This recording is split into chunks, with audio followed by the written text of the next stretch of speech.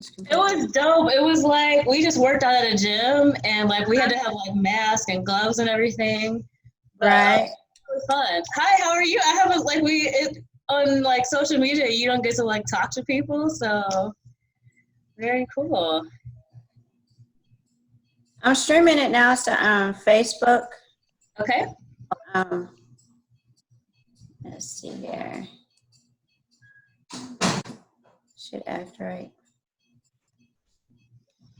There we go. All right.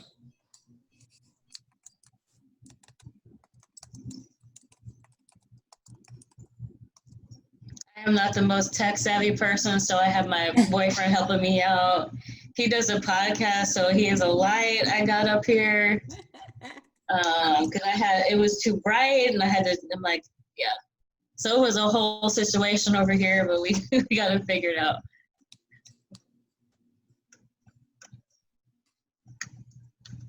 So how long have you been in Texas? I moved here April 1st. No jokes. Is that a big like adjustment? Yeah, because I moved from Omaha, Nebraska. So I drove over 2 days. I had movers moving all my stuff. One of my old bosses was like, yeah, work for me today. I have like 10 things I need you to do now. And I'm like, this is awesome because I was trying to move somewhere warmer. Right.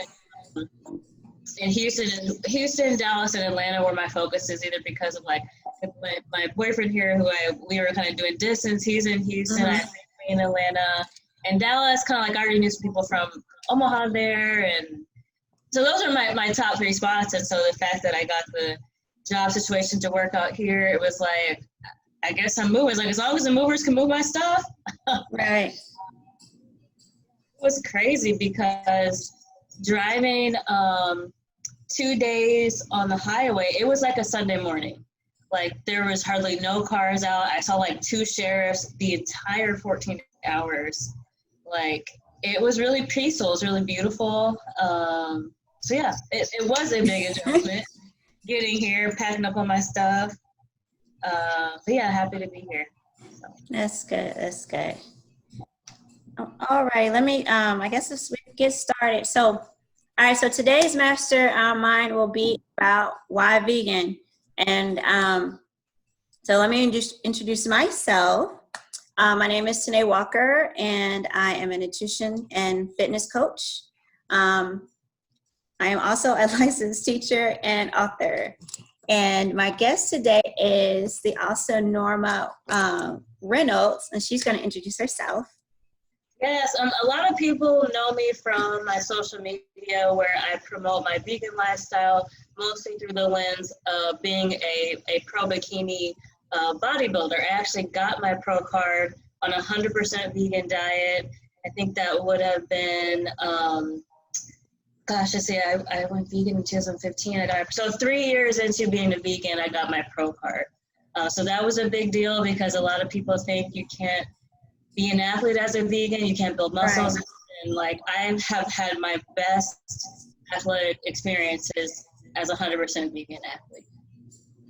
That's awesome, like dispelling all the myths. Because I'm sure we grew up, well, you have to only protein really, the only approved protein I know growing up was meat. And, you know, you had to have it in every meal. But now switching gears, learning about all the other forms of protein, so to speak, that you can use to supplement, and then really not see that, like not feel like the difference. You know, actually you feel better. Absolutely. By changing your diet. So let me just give a little research for my people here. Yeah. I'm just talking about veganism and African Americans. African Americans are the biggest population right now turning vegan, which I found really, really interesting. I remember going home, visiting family, and again, I was vegetarian at the time, but so the one who didn't eat meat, and it could feel sometimes isolating because your plate is full of sides, and then you have to really think, okay, what was this cooked in? Oh, like. Yeah. It's like you don't start asking questions because You don't want the answer. Yes. And then I'm sitting here, then I'm like, okay, if I really dig deep, I might end up just eating an apple. So, Right. Right. Yeah. So to some people, it might not be a big deal, and depending on how strict you are or how regimented you are with that vegetarian or vegan diet, it can be a problem with how it was prepared.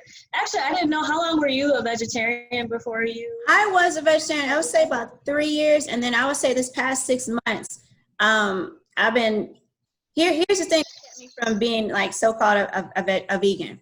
It was cheese. Okay. I had a love affair with cheese. And when you do the research about why cheese is so addictive, you understand why. Absolutely.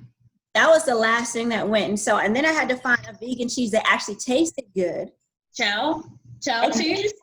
And then I had to find one that there's only certain ones that melt. So like if you want that melt feel, then there's only certain brands that do that.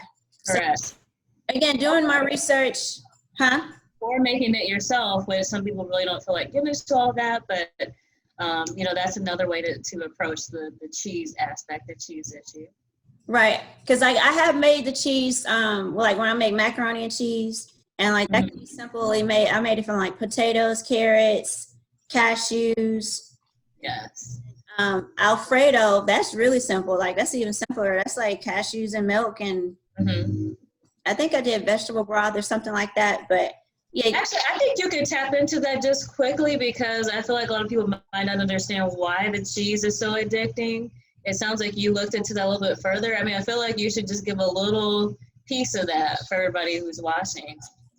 It's, how can I put it? There's a chemical that basically is pulled out from milk, and it makes it in our brains, like it turns on something in our brains to make it so it's very addictive. Have you noticed, like when you eat nachos, you put nachos with cheese on cheese? It's just the fact that how cheese is manufactured.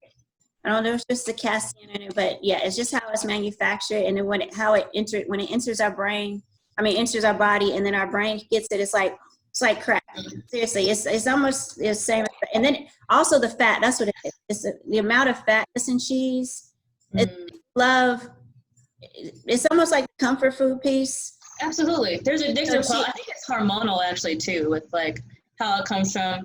Mothers have milk. It's not just a cow and some random occurrence. Like they are having the milk for their babies, and I think it's some of the hormones in that as well that we're tasting, and that's making us be addicted to it also. Because a baby needs that nourishment from the mother, and I know that's so crazy that I never thought of it that way.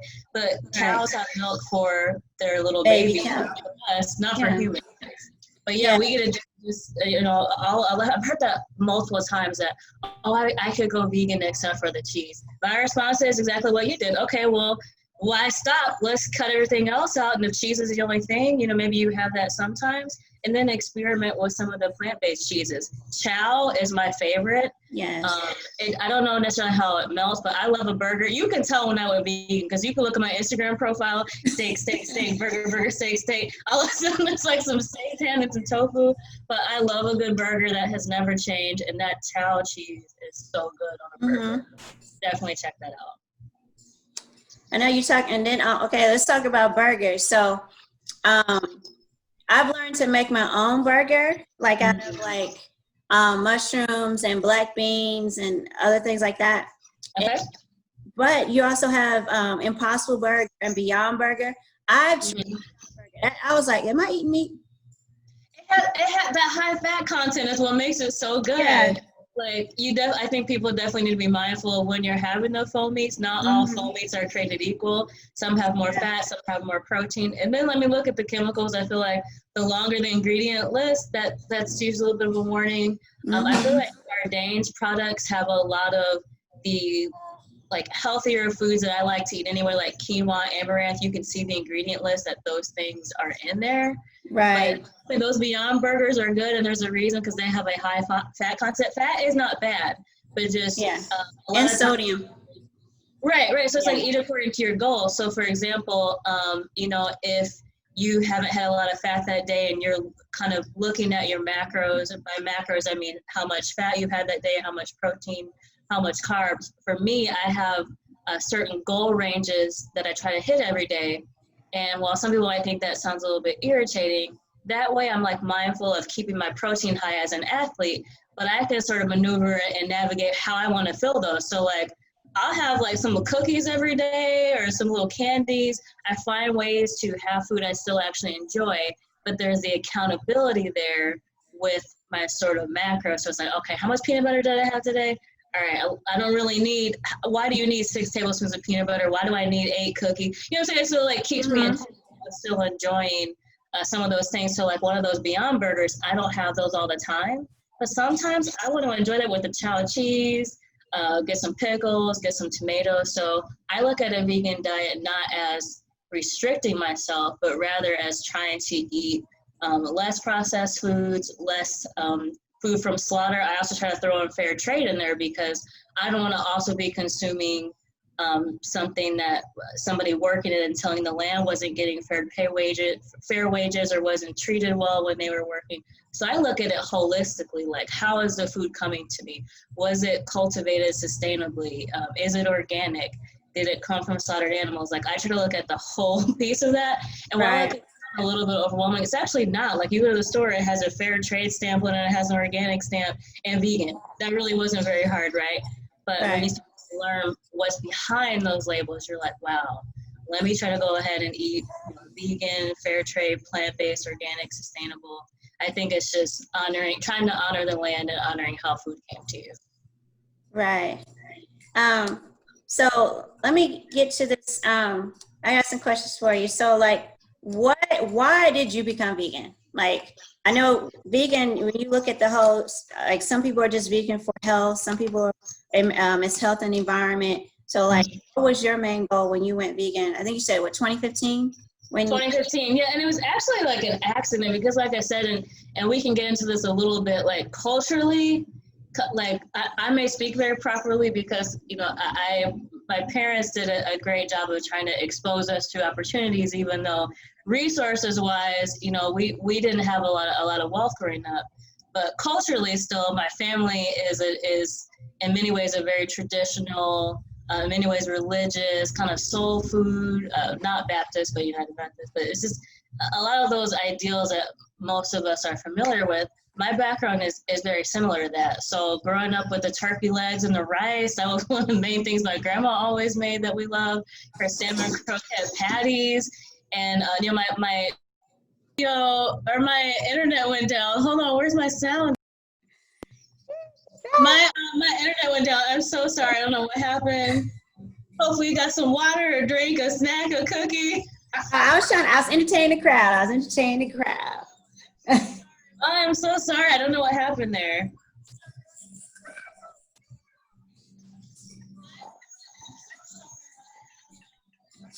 Yeah, I think where we left off, we were talking about how we were growing up and culturally being vegan. And I know you started off talking about like, you know, going and eating with relatives. And I think that's probably a great topic to address with people is what do you do when you're newly vegan? How do you handle holidays and stuff like that?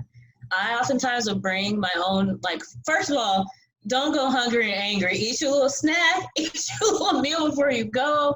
And I usually will bring food with me, maybe bring my own side dish to share or give, or just bring my own meals, depending on what it is. Because definitely you don't want to make the host feel some kind of way about not knowing what you need or what your diet is or what your plans are. So I always try to just be ready. That's one of my suggestions. How about you?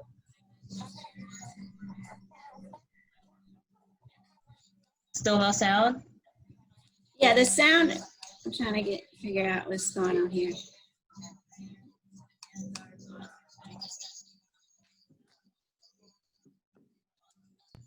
Can you hear me now? I can hear you, but it's like I can echo. Okay, okay, how about that? Is that better? Hopefully, yes, no, yes. Hopefully you can hear me a little bit better now. I can hear you. It was just an echo. Okay. Is the echo gone now? It's still there. Okay.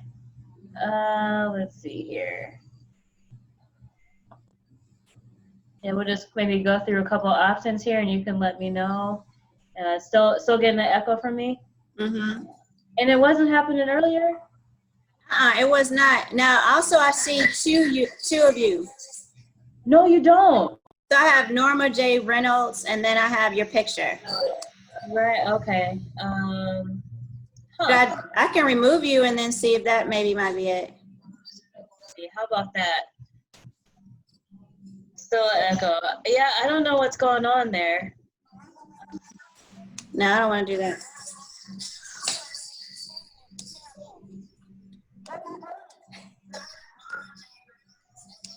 Yeah, I don't know what's going on there. Why there's an echo this time? Huh.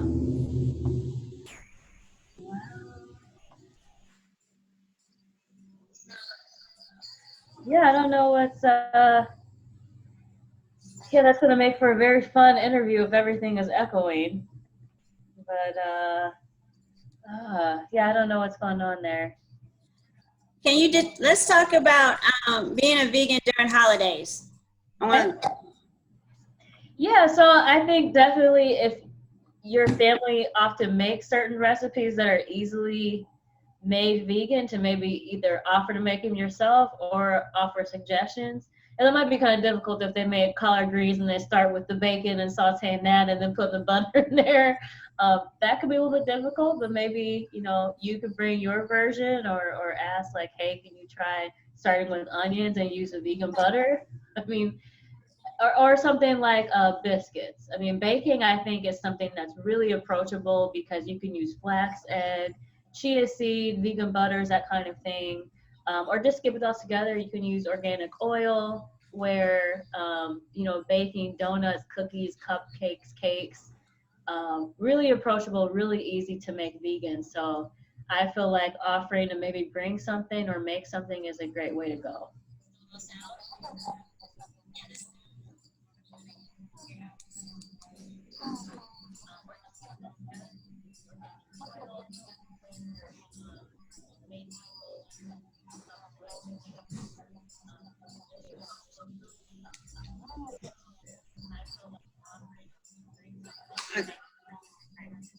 Okay, we're gonna do like one question. Okay. um, so, are there any foods like from the standard American diet that you actually miss? So I would not necessarily say miss, but like bacon is one of those things that's just like I feel like the plant-based alternatives are getting better. Rice paper bacon I've heard is pretty good. But I'm one of those people where it's like I'd rather enjoy something that's delicious and a great substitute rather than something where the whole time you're thinking about what you're missing. So honestly, bacon is really the only thing. I used to really love Kit Kat bars, so I just always have dark chocolate vegan bars always at all times in my pantry. But really, just the bacon. And honestly, I didn't eat bacon a whole lot anyway. It's just like I talked about the burgers. I love me a good burger. I would oftentimes like to put bacon on a cheeseburger, right? So really just the bacon. I will definitely try some of the substitutes that are out there. There's some new ones again that I've heard some good things about that I've seen people using that they have liked.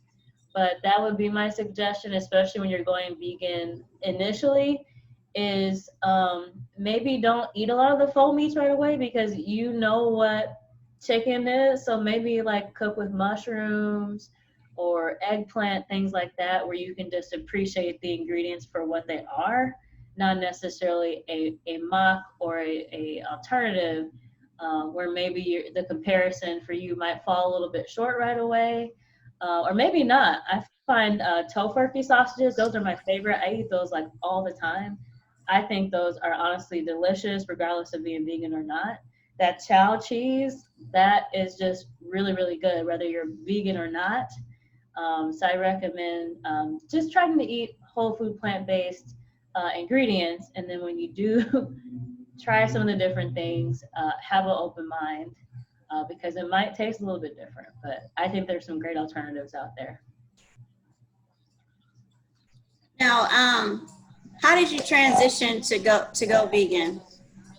So I did it over 4 weeks because I didn't want to just throw a bunch of food away. That to me felt a little bit wasteful, and I just wanted to kind of give my mind time to get used to it. So what I did was like I finished eating up all my chicken and I stopped buying it. I finished eating up like the eggs that I had and the milk, stopped buying that. Then I stopped eating like honey, and then the last week, so it was a 4 week process. The last thing I let go of was fish. So the last piece of fish I had was in October 2015, and that was like the last thing. So Now, now you mentioned fix. I think I fixed the echo, so thank God. But mentioning fish, my father-in-law, Earl Washington, and he makes the best fried whiting. And I will swear, I was going back and forth being pescatarian and vegetarian just because of his fish alone. my aunt makes some dope salmon. Her salmon is so good. Like I know people are like, why are you talking about? I mean, it is what it is, right? And so I need to like learn maybe what she does to prepare it. But I don't care wherever I had salmon before. My aunt, her salmon is just always was really good. So how do you handle that if you're Dealing with fish. Now I have tried. I need to play. I need to tweak the recipe because the first time I made it, I really did not like. I was trying to make. It wasn't salmon croquettes. It was like salmon. Was it salmon patty? my grandma's salmon patty. And so I was using. I can't remember the name. It was out of a can, and like I think I might have just. Sometimes I go overdue on seasoning. I'm just gonna be real. I love to season the heck out of my food, and so it was extremely spicy. Yeah.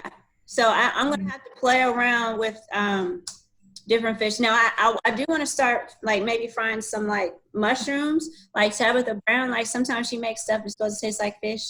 I think you had just last week posted on some mushrooms that you made. Well, let's see. What did I use for mushrooms? Oyster mushrooms.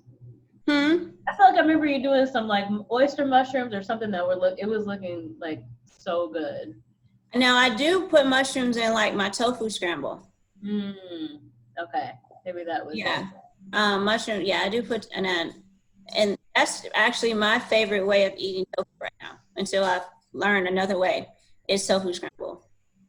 Yeah, and that's another one we can get into because I feel like, and this is part of the topic, is like why a lot of so many Black people are going vegan, and I feel like we can segue into some of the reasons for that, but typically, like I think a health as wellness perspective, a perspective of we have to do more to care for our communities because there's a feeling that there isn't that urgency or desire coming from outside the community for we can get into that a little bit, but I feel like of a lot of the Black vegans I know who have made that transition, soy is a very controversial. Yes, it is.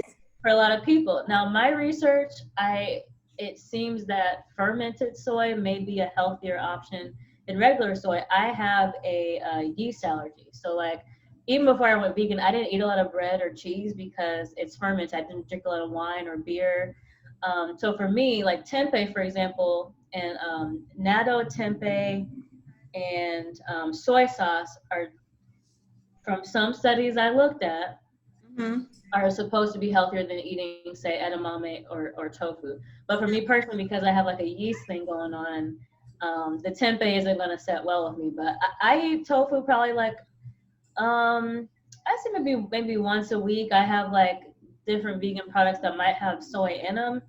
I haven't necessarily felt anything wrong with my system or any intolerance, but I know a lot of the Black vegans say to stay clear from soy. They don't support it because of the chemical makeup, or they don't think that it's an electric food. It might be right. The alkaline vegans, yeah, because like talking more about that. Like for instance, I probably eat soy maybe once a week, and that's sometimes it's actually hard to find extra fine soy now because the people are transitioning, and it's not because of choice, it's because they have no choice. It's like the slaughterhouses are closing, so people are having to try to taste like the vegan food. Like, have you noticed that? Like, I know in my grocery, sometimes I have to go to 2, 3 different grocery stores just to Yeah. extra firms tofu or veggie burgers that I might use. I use Gardein and. You'd be like, I'm glad that this stuff is getting used, but like, I'm trying to get my meal together. I'm trying I am, to and I'm go to like, different stores and get this meal together. I'm happy that y'all are participating, but I'm gonna need you to participate with a little differently when I'm not trying to get my meal together. I know, I'm like, I'm sitting here having to go to 2 different stores because all my food's going, or like, Right. I love tofurkey sausage. So like when I Yes. find it, and like I buy 2 of them because I know I'm going to eat out Yes. with some veggies. Absolute same with me. My protein levels up. But yeah, I have noticed that, but it's because they closed down the slaughterhouses. So people are now starting to, okay, let's try it out. Let's just see what they're talking about. I'm with you. That tofurkey sausage, I get 2 packs every time I go. Yes, that sausage goes so hard. Like, and I'll put it on my little George Foreman and grill it up. I like it. Let's see here. Now, I think we touched on it, but why do you think so many African Americans are starting to turn vegan? I think statistics are like 1 in 8 now.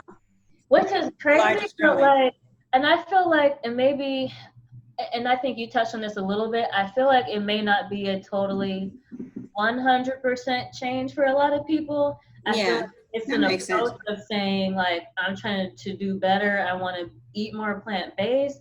Maybe, and I feel like it's kind of trying to echo a little bit more of how we think our ancestors might have eaten before colonization, imperialization, slavery, these kind of things. Like, and I'm not saying that we need to eat exactly like, because why, people get into argument, well, you can't have a cell phone, you can't have these modern advances. So I'm not saying that, but I do think it's worth asking and researching.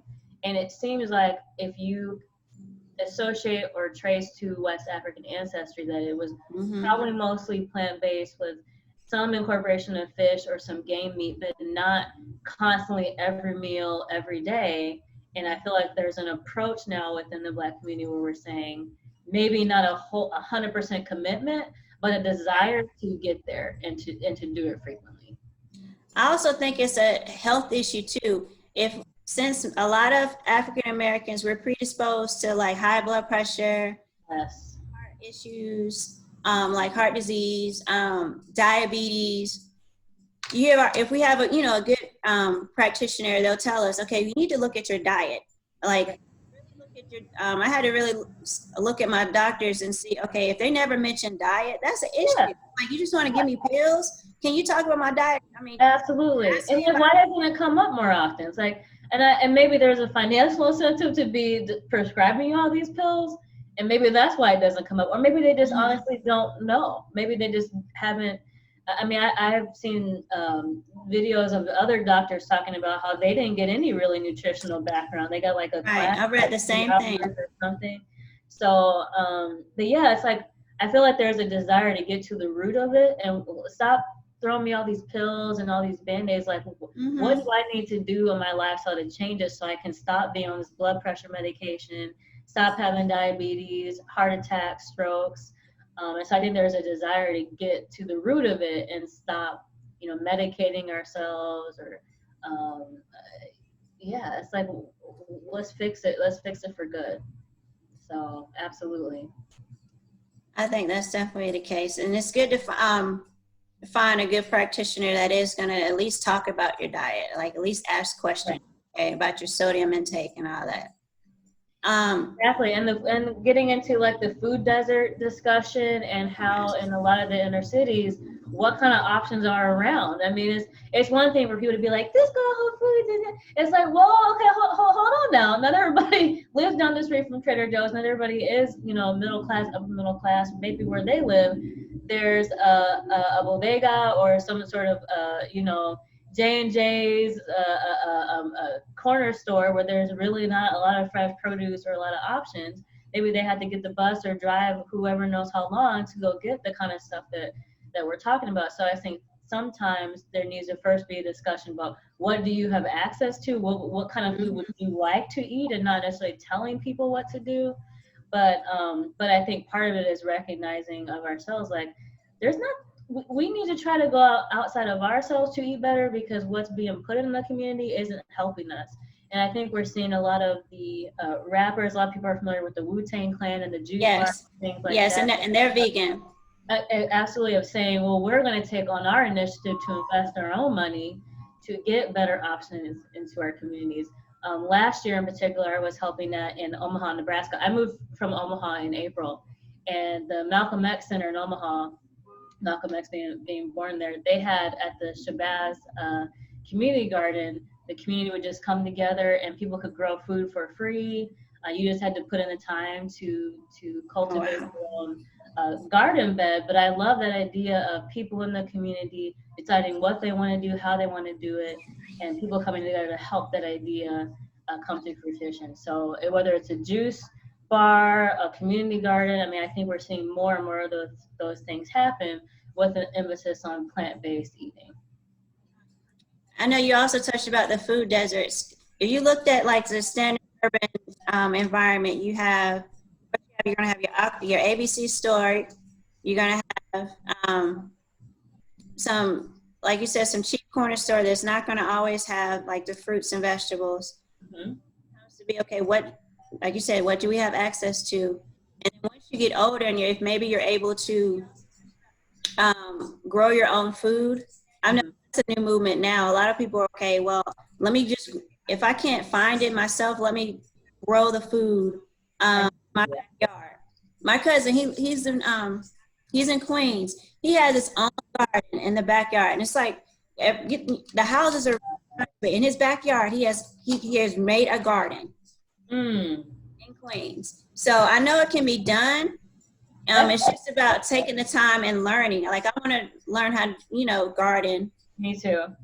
I live in an environment where thankfully I'm 5-10 minutes away from a grocery store. So fruits and vegetables are readily available. So I think that's part of the issue with me. Okay, why do I need to buy? I mean, why do I need to put energy in a garden? Go down the street and get it. But think about the stuff that we use so often, right? It's like if I'm using that so much, maybe I should consider just growing that. Like some spinach, can I just like spinach and strawberries? Like those are things that I'm using like daily. So it's like maybe I need to take the incentive to learn a little bit more.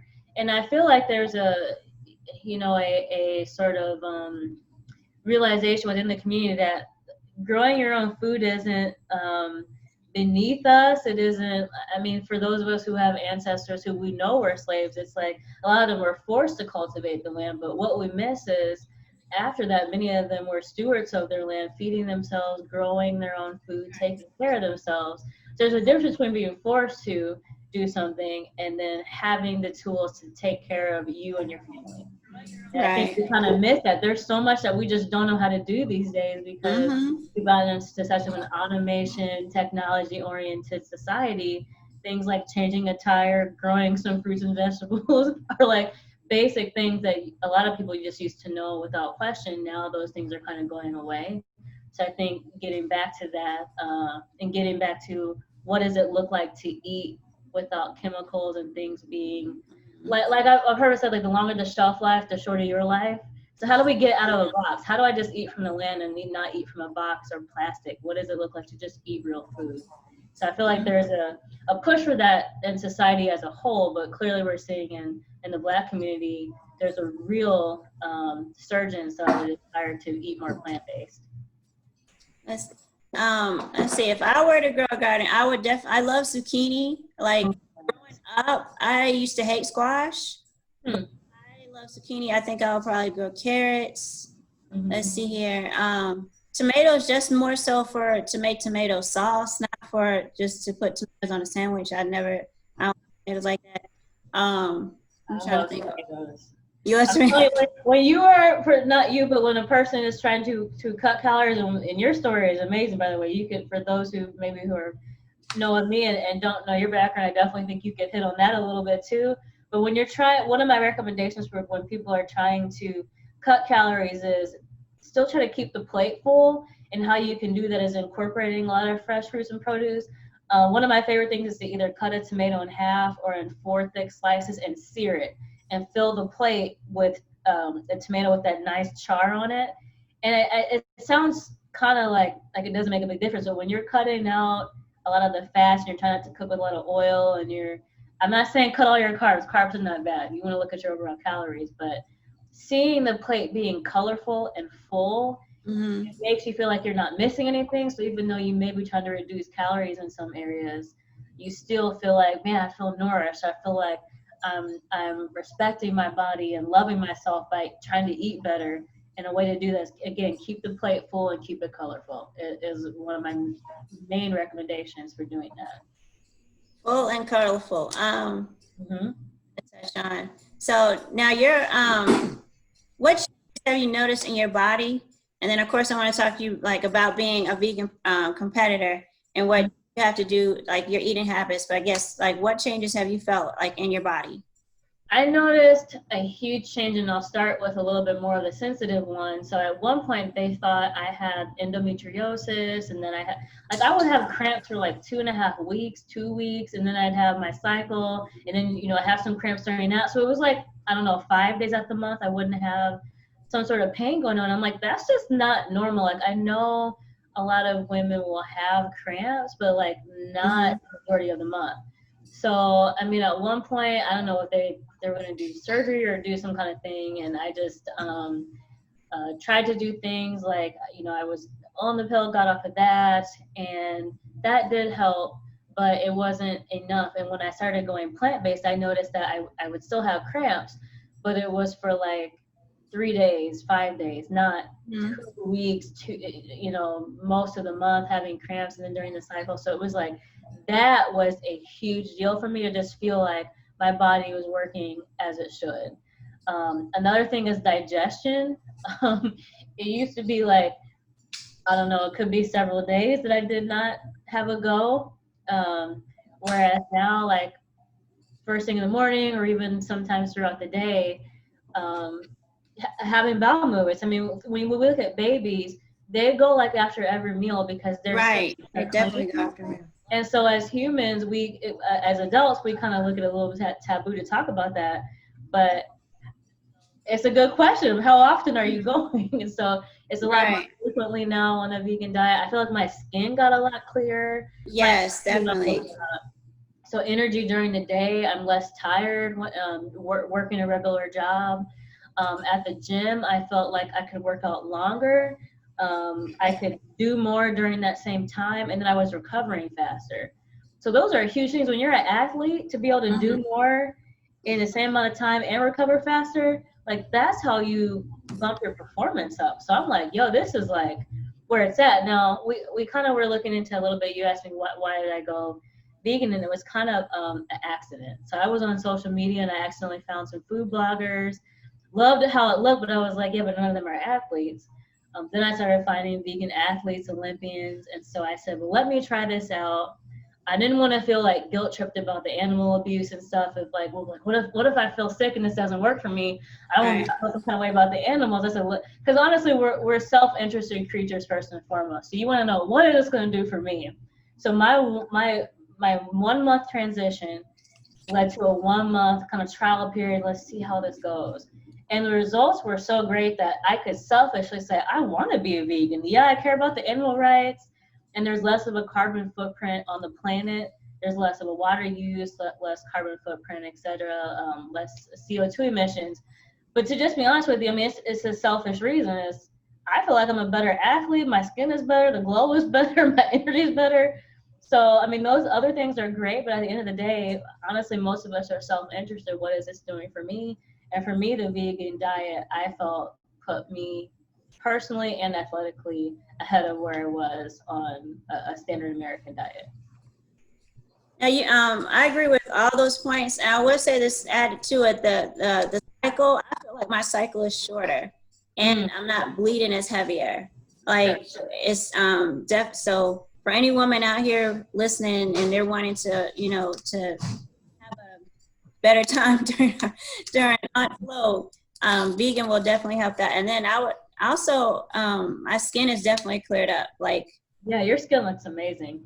Oh, thank you. Yeah, this is just, it's just some oil. So I there's no way I could have. I used to be really big into makeup, like I had to cover up. Well, you just came from a photo shoot. But yeah, I used to be okay because it was more so about covering all the dark spots and but dairy was a big trigger for my skin. So again, once I cut that out, I was like, okay. Mm-hmm. Um, I feel like most Black people I know are lactose intolerant. I mean, that might be it's a generalization, but I honestly feel like most people I grew up with, most of my family, honestly, I didn't have too much of an issue with it, but that was like rare. Like most people I knew was taking lactate pills. You can't really have ice cream because you your stomach's gonna be all upset, and but yeah, definitely the dairy that seems to be a trigger for a lot of people, for sure. And actually, honestly, I don't think that that's I feel like that is a across the board demographically. I feel like you'll see a lot of more and more people mainstream talking about when they cut dairy, their acne went away. So I definitely encourage people. Maybe you're not ready to cut meat and stuff like that, but you might want to just see a week or two. How do you feel not having regular milk? Try some almond milk or hemp milk, coconut milk, oat milk. Just try some different ones. Just see. That's the other thing I would encourage. I know some people like to do maybe they're like a cold turkey type person. Maybe they're really aggressive. They like to just hit it hard and just go for it. Other people, maybe you like to kind of just put your feet in the water and just see. However you like to do things, that's how you need to do it. Don't try to do things like other people do. And the other thing is, when you're trying taking out one thing at a time, that gives you the opportunity to see how did changing this one thing affect me. So maybe the only thing you adjust is the dairy for 1 week, 2 weeks, a month, and just see how you feel with that. Don't feel forced to do a lot of things that maybe you're not comfortable with or not ready with. Unless you want to be aggressive, change everything at once, go for it. However you feel motivated, because that's how you're gonna stick to it and be consistent. And you want to be excited about the food that you're eating and the lifestyle. So my suggestion is, however you like to try things and go after things, use that same approach towards experimenting with a vegan diet is my recommendation. Another recommend I would make for people is maybe start with maybe meatless Mondays. You know what I'm saying? Like start maybe one day a week and then gradually move to 2 days a week. Or another thing people can do is start changing out things like, for instance, I grew up spaghetti. If first it went to beef, it was always beef. Then my mother switched to ground turkey. Okay. I'm cooking when I cook spaghetti for myself. I use meatless crumbles or like walnut meat or mushrooms. So again, it's just either changing maybe one day a week you just do meatless, or just learning to switch things out. I find it really fun to vegan. I call it veganize foods. You know, okay, can I get it to try to match what because I grew up, like I'm 44, so for years I've been I wasn't vegan, so I know what chicken's supposed to taste like. I know. Right? Can we talk about it? You're like, that's not. It's like I know, so like I'm gonna try to season it up, and but it's funny. I also noticed that my palate is so much sensitive. Like I appreciate food so much better. Absolutely. Sweet potatoes taste sweet. Carrots taste sweet. You can taste the natural sugars and things. Right, and I feel like before it was just, I don't know, just a bunch of crap, and so and I taste it now. It's like, what am I eating?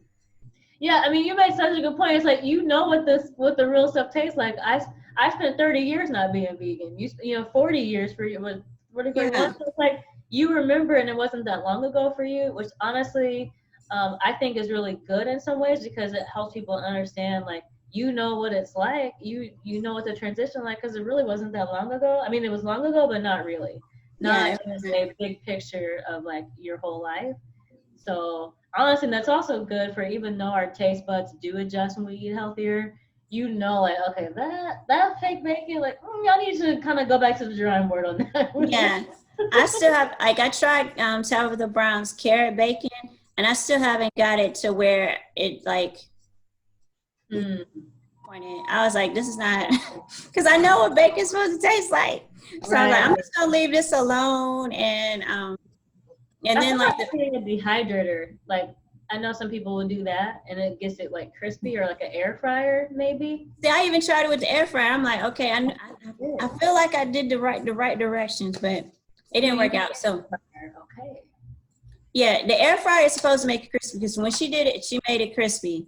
She was, Mm.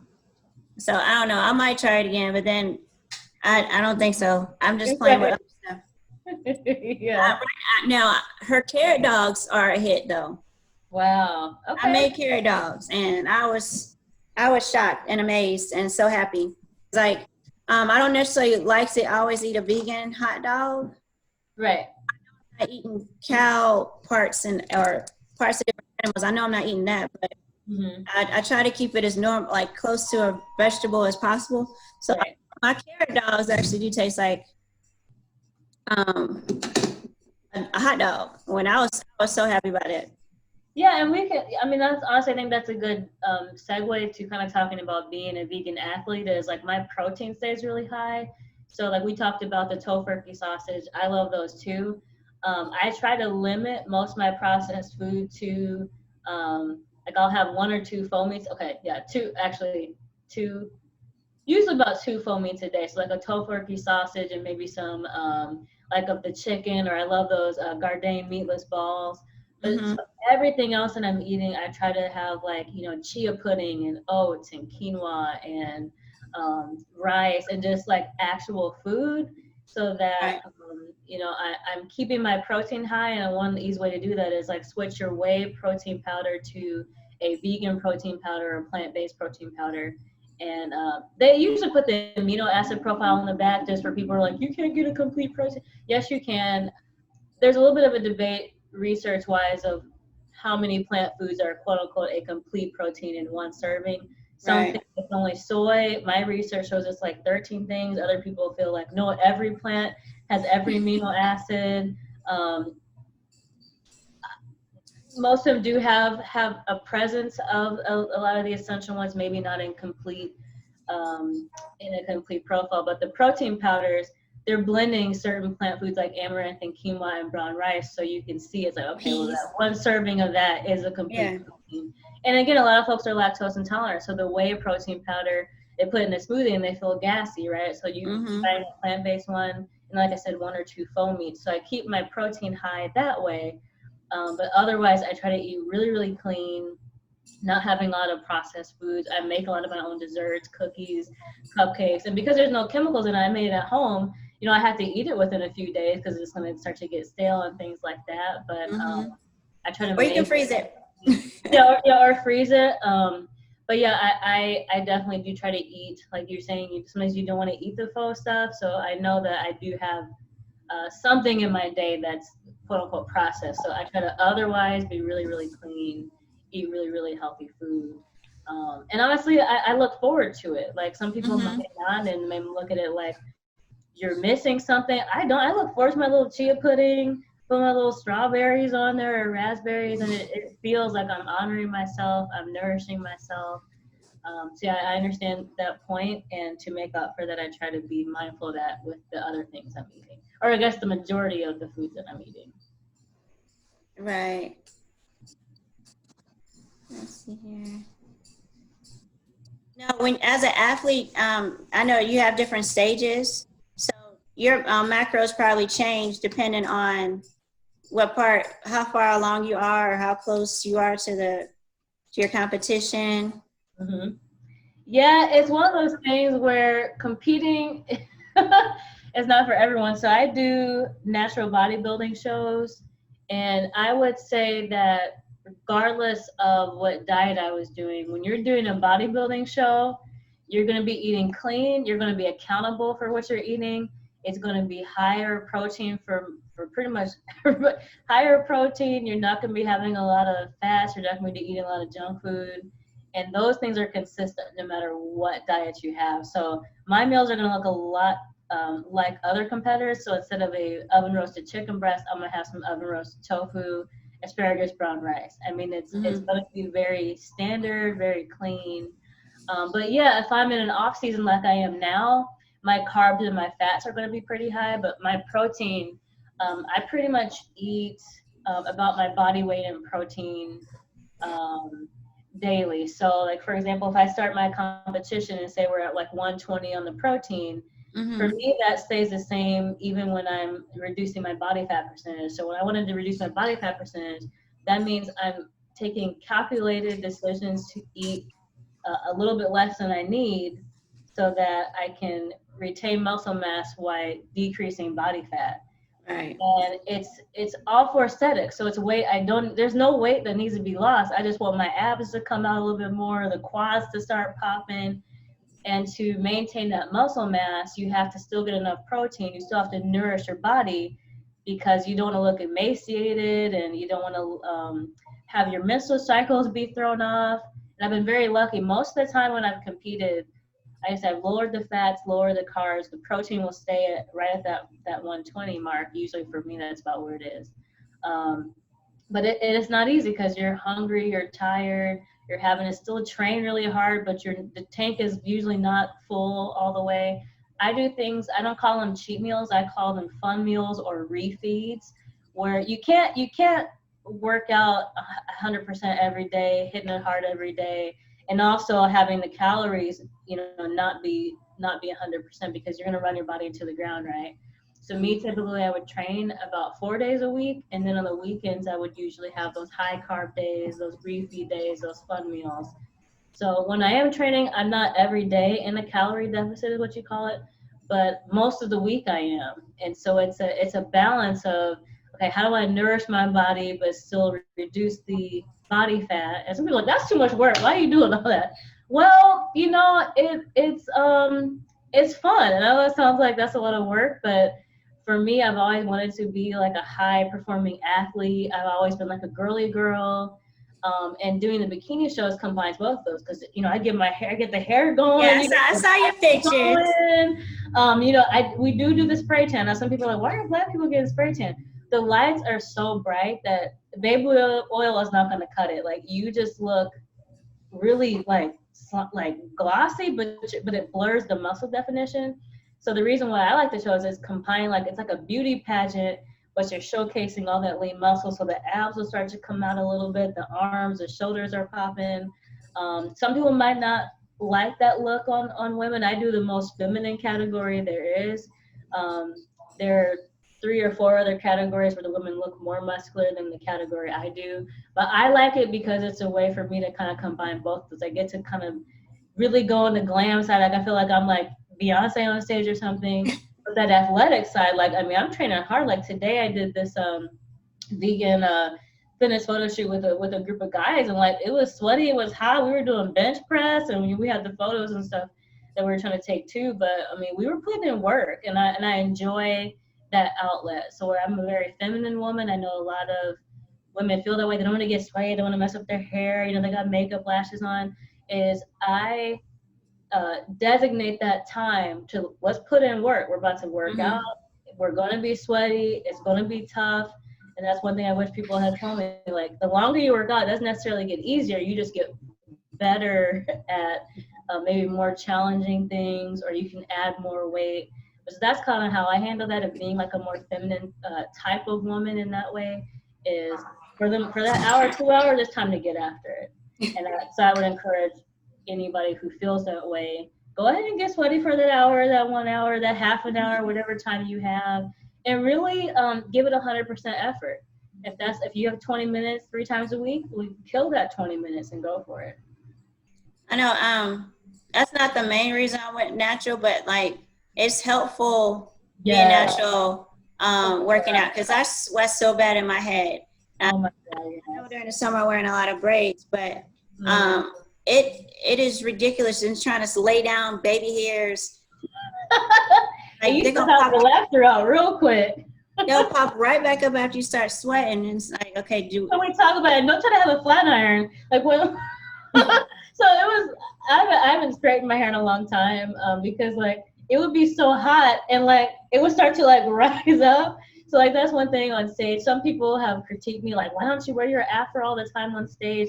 A couple of my 2 or 3 shows I did have my fro. But typically what I'll do is I'll ask somebody to cornrow my hair. I wear that for a few days. I like doing that.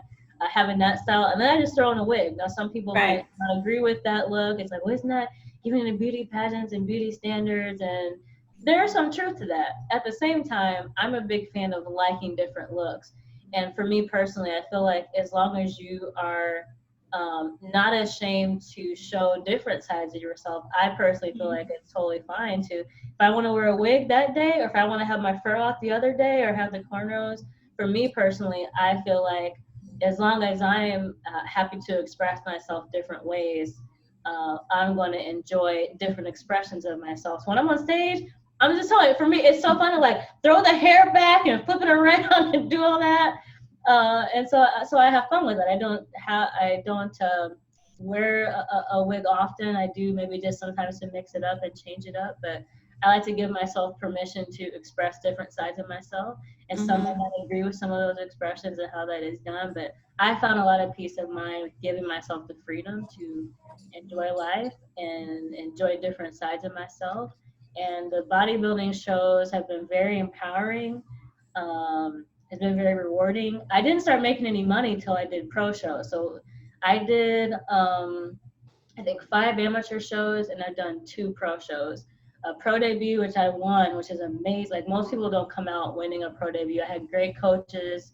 It was a great timing. I mean, I'm so honored that I went to nationals and I got top 5, which national, it was kind of like a D2. It wasn't like a D1 national, but still a nationals. Um, and so it was really, really fun, really enjoyable. I'm probably not going to do another show until earliest next year, just with all the stuff that's going on. And just like growing natural hair, growing natural muscle, it takes time. I'm not, no shade to anybody who takes any kind of enhancing supplements. They still have to put in the work too.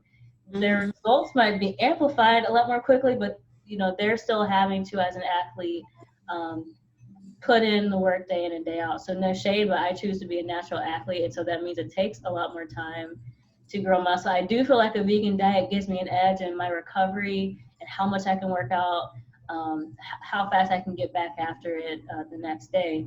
But growing muscle without any sort of staff or steroids, it just takes time. So I'm trying to just enjoy the off season, enjoy not having to. I would weigh everything, weigh strawberries, weigh flax milk. If I made a recipe like some vegan donuts, weighing every single ingredient. So it's not for everyone. That's the other reason why I don't like to do shows all the time, is because it's like a part-time job. Honestly, it's a full-time job, because you're having to plan all your meals and weigh everything out, and you can't go out as frequently because you're needing to get more rest and weigh everything. And when somebody gives you food, well, what were the calories in that? Who knows? So it's I try to, for me, I like to do those 3 or 4 months every other year. Makes it. I'm gonna have Luke come and sit right here.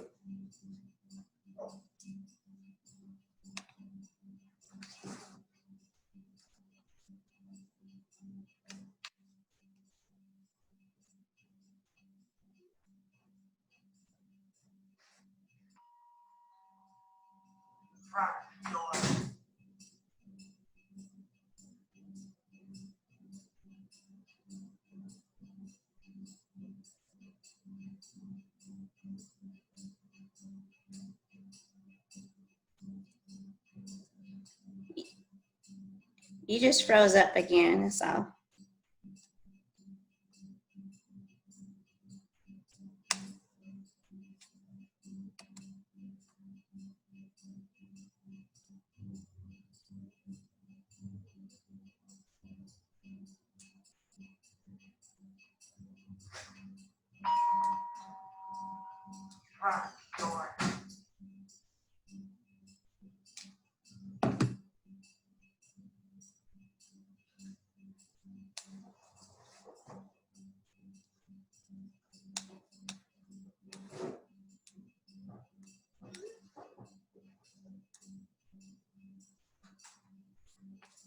There we go.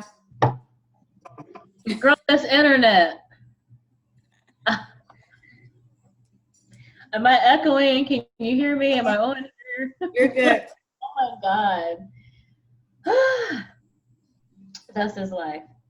But Yeah. Yeah. People telling you, oh my gosh, she keeps dropping out. I promise I want to be here. It's not on purpose.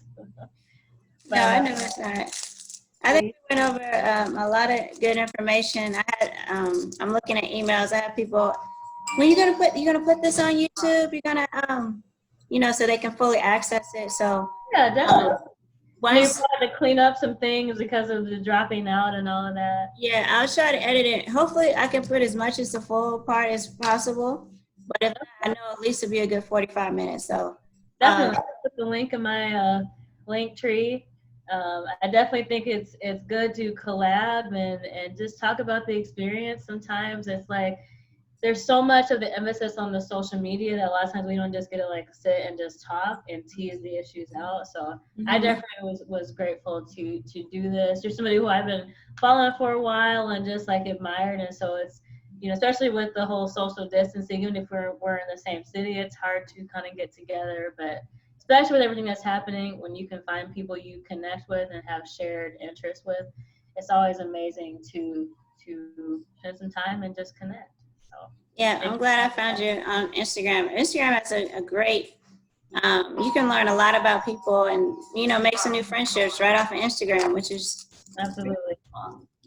Absolutely. Well, thank you for having me. Let me know when you get the link. I'll include it with my social media info and definitely share it. all right. Thank you again. Thank you. Thank you for your patience. Uh, All right. Bye. bye.